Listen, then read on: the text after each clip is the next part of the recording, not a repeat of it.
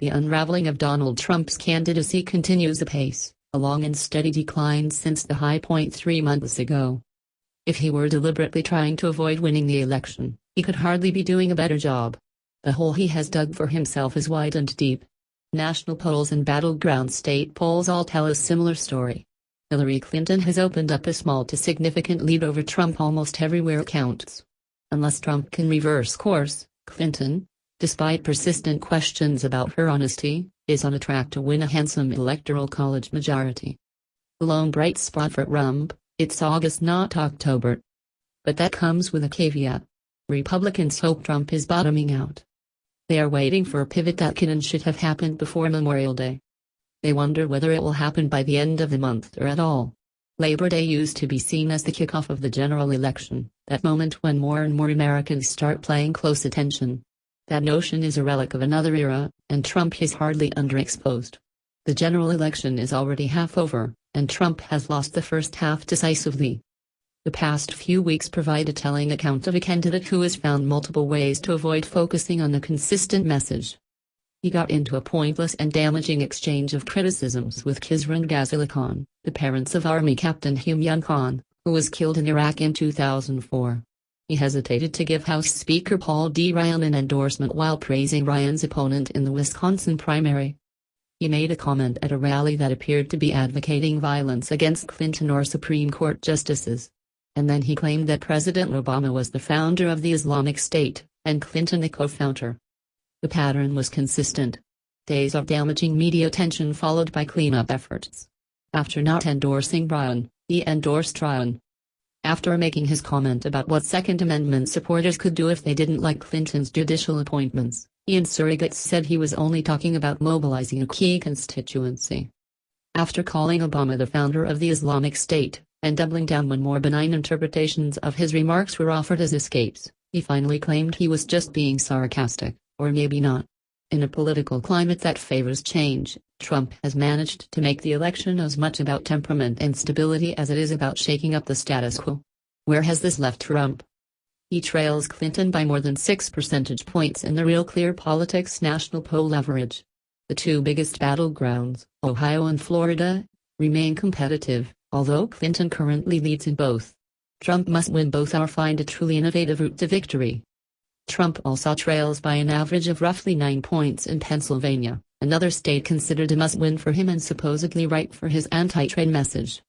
Beyond that, he trails by an average of 5 or more points in 3 states that have been critical battlegrounds in recent elections: Virginia, Colorado, and New Hampshire.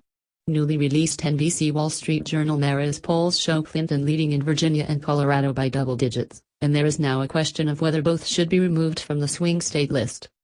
Trump advisors point to Iowa and Nevada as states that went for Obama but are now competitive. But, for now at least, so are Arizona, which Democrats have not won since 1996, and North Carolina, which Obama won in 2008 but Mitt Romney won 4 years ago. Polls even suggest that Georgia is potentially competitive. Trump also trails in Michigan and Wisconsin, 2 more industrial states whose advisors have suggested might be winnable. The net of all this is that Trump's path looks as or more difficult than it did a few months ago. All the talk about tapping an army of disaffected white voters who have been on the sidelines in past elections has produced little in terms of tangible evidence. Meanwhile, he continues to bleed support from prominent Republicans, who say they cannot support him in November. One thing remains steady for Trump. His core supporters are thoroughly loyal and seemingly enthusiastic. His crowds remain huge. They are also a misleading indicator. The closer Trump gets to Election Day, the more those big crowds will distract him from the reality of the overall campaign. He's in danger of permanently locking himself into a losing percentage of the electorate. Trump continues to practice the politics of subtraction, finding ways to prevent expansion of his potential coalition. Rather than looking at weaknesses in his support and trying to find ways to win a few percentage points among particular groups of voters, his words and behavior do the opposite. A comparison of 2 Washington Post ABC News polls illustrates the problem. In mid-May, Trump led Clinton 46% to 44%. In the most recent poll, completed on August 4, Clinton led 50 to 42. Among Democrats, Clinton has picked up 6 points since May. Meanwhile, Trump has lost 2 points among Republicans. Trump is still ahead among men and Clinton is ahead among women, but he's actually lost ground among men while she's gained among women. He has made no progress picking up support from non-white voters and so must rely almost totally on whites to win. His strongest support is still among whites without college degrees, but his margin in the post-ABC poll has declined from 40 points to 25 points since May. Among whites with college degrees, Clinton has gone from down 1 to ahead by 6.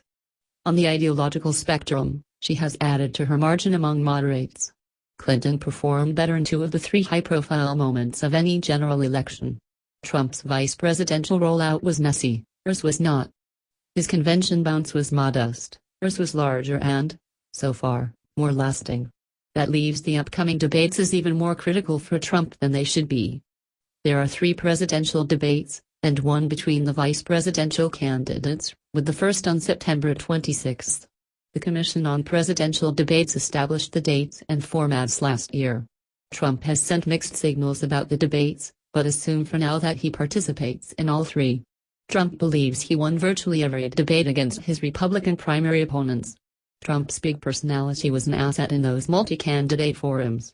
Trump's advisors believe his more freewheeling approach will play well against a scripted Clinton. But his disinterest in the details of policy can prove to be a liability in formats that require the candidate to talk much more about issues' substance. Trump needs to put his campaign on sounder footing well ahead of those debates. If the polls then look close to what they are now, he would need decisive performances throughout the debate season. His Republican allies are nervously watching and waiting to see if the candidate responds quickly.